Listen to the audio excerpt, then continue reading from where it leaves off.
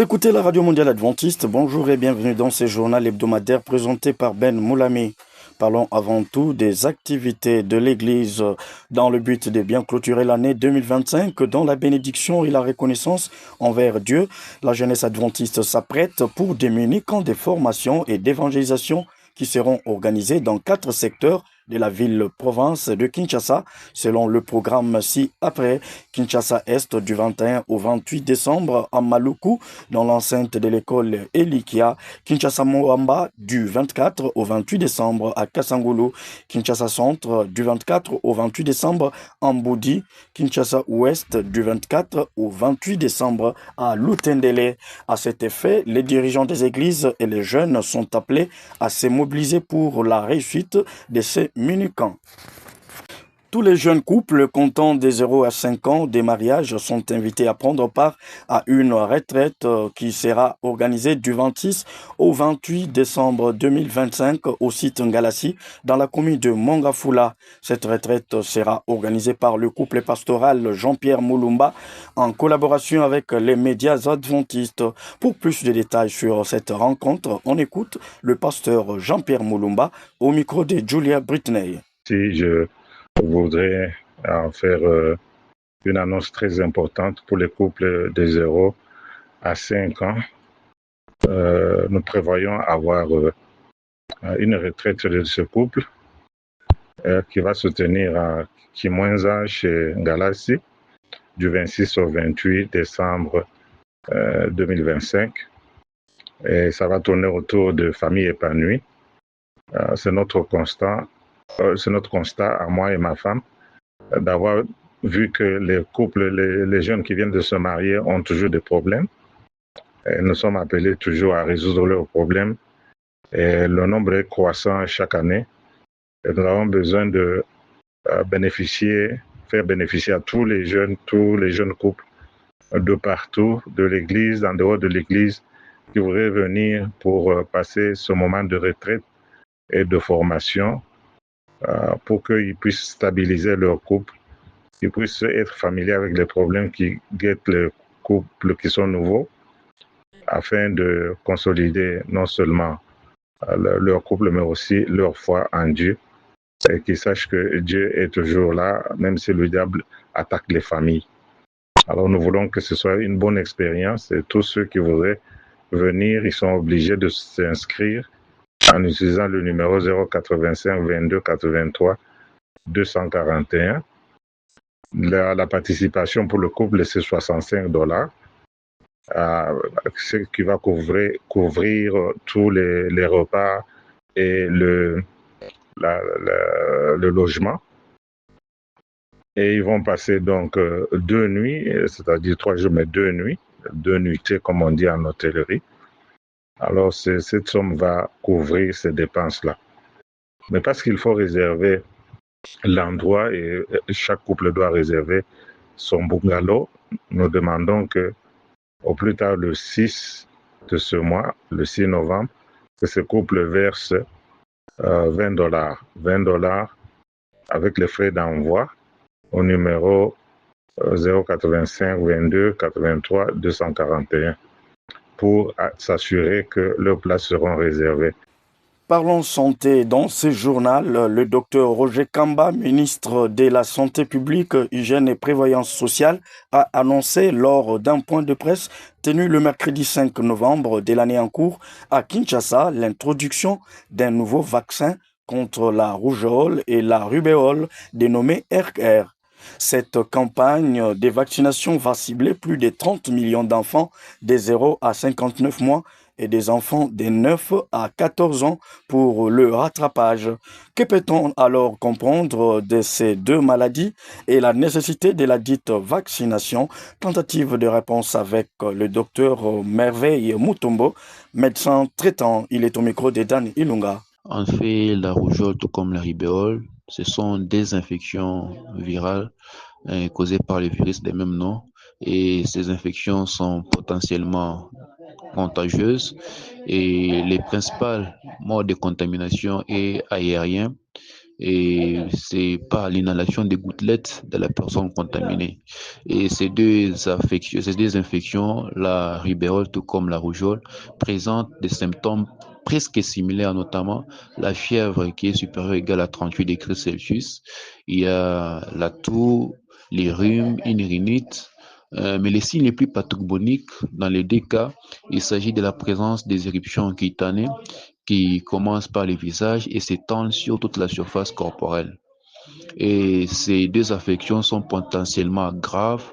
Pourquoi? Parce qu'ils sont susceptibles d'entraîner également des conséquences graves telles que une otite, une pneumonie, une bronchite, des fois des diarrhées, potentiellement une encéphalite et dans les cas extrêmes, un décès.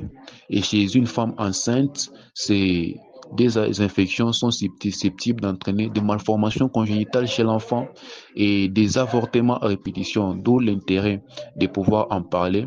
Et aussi, jusqu'ici, il n'y a pas de traitement spécifique, d'où le seul moyen de pouvoir prévenir ces deux maladies, c'est de pouvoir recourir à la vaccination. C'est la raison pour laquelle j'encourage les parents à faire vacciner leurs enfants contre ces deux infections et aussi les femmes qui n'ont pas été immunisées de se faire vacciner afin de pouvoir assurer la sécurité de leur grossesse.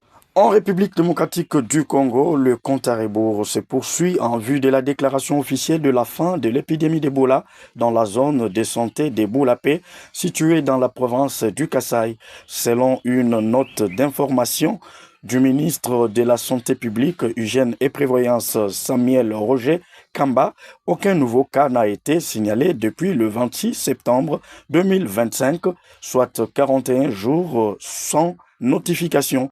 Dan Ilunga nous dresse le tableau des 3 épidémies qui sévissent en République démocratique du Congo, à savoir l'Ebola, le choléra et le Mpox. On l'écoute.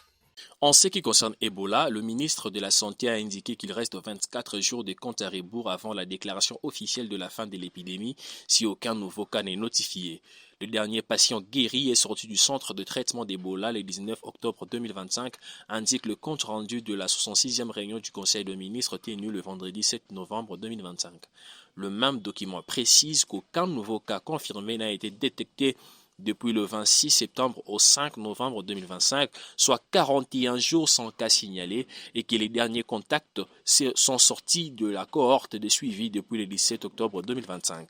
Concernant le choléra, la situation épidémiologique à la 43e semaine fait état d'une baisse du nombre des cas, 1069 cas suspects contre 1231 de la semaine précédente, dont 38 décès, soit une létalité de 3,6%.